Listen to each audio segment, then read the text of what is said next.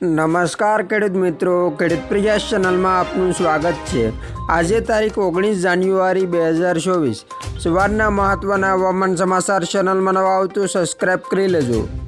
રાજ્યમાં છેલ્લા 3 દિવસથી સૂકા અને ઠંડા પવનને કારણે લઘુત્તમ તાપમાન ગગડી રહ્યું હતું, જેના કારણે ઠંડીનો અહેસાસ થઈ રહ્યો છે, પરંતુ પવનની દિશા બદલાય છે, જેના કારણે આગામી 48 કલાકમાં 2 થી 3 ડિગ્રી તાપમાનમાં વધારો થશે। જો કે મહત્તમ તાપમાન સામાન્ય કરતાં 1 થી 2 ડિગ્રી નીચું નોંધાય છે અને લઘુત્તમ તાપમાન સામાન્ય કરતાં 2 ડિગ્રી ઊંચું નોંધાયું છે, પરંતુ ફરી તાપમાન વધી જશે અને ઠંડીમાંથી આંશિક રાહત મળશે।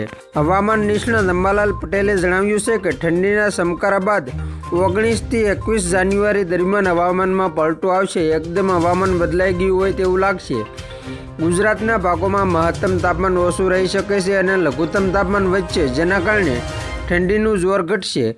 તેમણે જણાવ્યું કે જાન્યુઆરીના અંત સુધીમાં વારંવાર હવામાનમાં પલટો આવશે।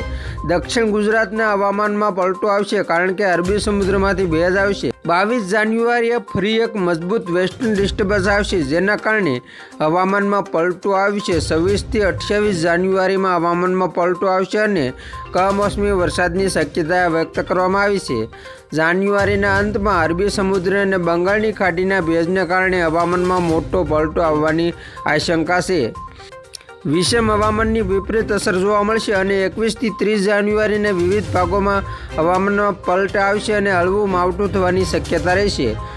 જાન્યુઆરી મહિનાના અંતમાં હવામાનમાં પલટો આવશે અને અમુક વિસ્તારમાં હળવો વરસાદ થવાની શક્યતા છે।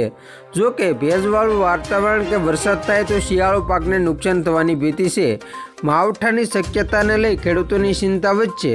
તો ખેડૂત મિત્રો, આ હતા સવારના મહત્વના હવામાન સમાચાર।